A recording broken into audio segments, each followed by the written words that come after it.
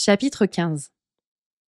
Alors, des pharisiens et des scribes vinrent de Jérusalem auprès de Jésus et dirent: Pourquoi tes disciples transgressent-ils la tradition des anciens?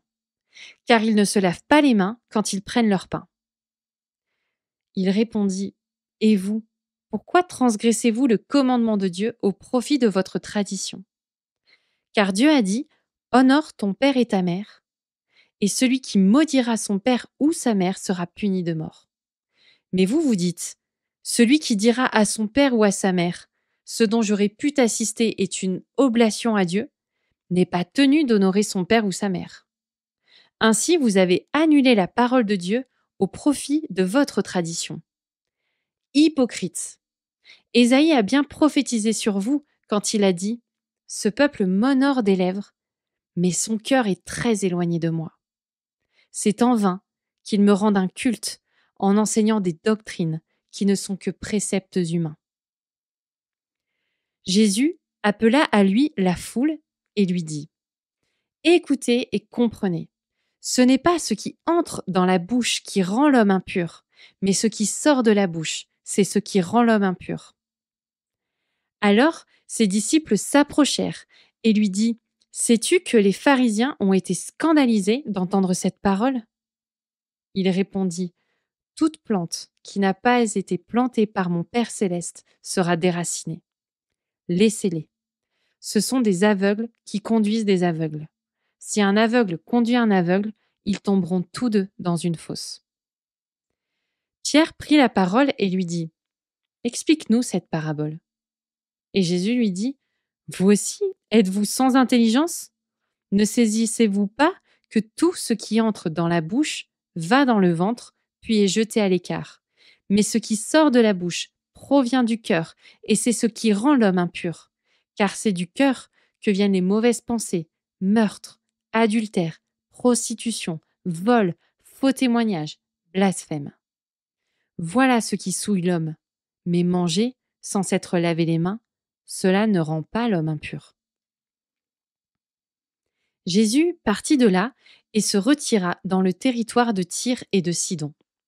Une femme cananéenne qui venait de ces contrées lui cria: Aie pitié de moi, Seigneur, fils de David. Ma fille est cruellement tourmentée par le démon.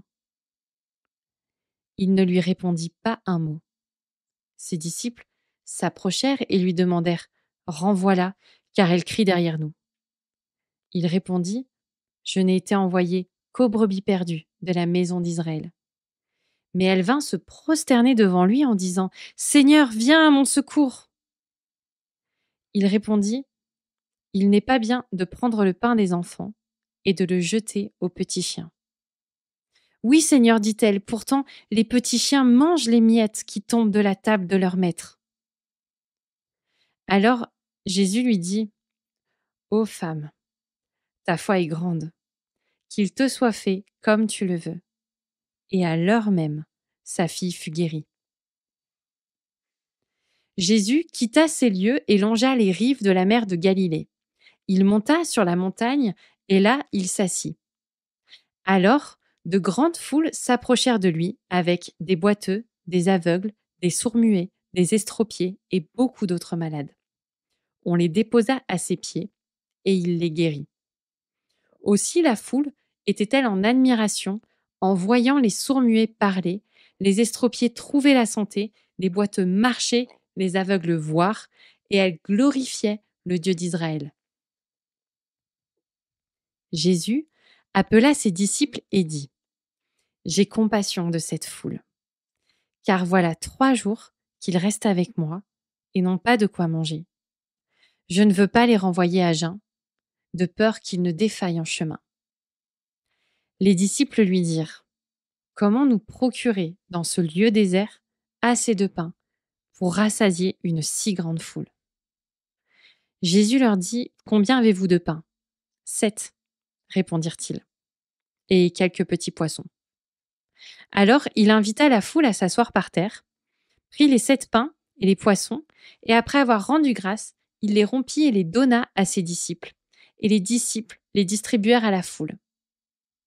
Tous mangèrent et furent rassasiés, et l'on emporta 7 corbeilles pleines des morceaux qui restaient. Ceux qui avaient mangé étaient 4000 hommes, sans les femmes et les enfants. Ensuite, il renvoya les foules, monta dans la barque et se rendit dans la contrée de Magadan.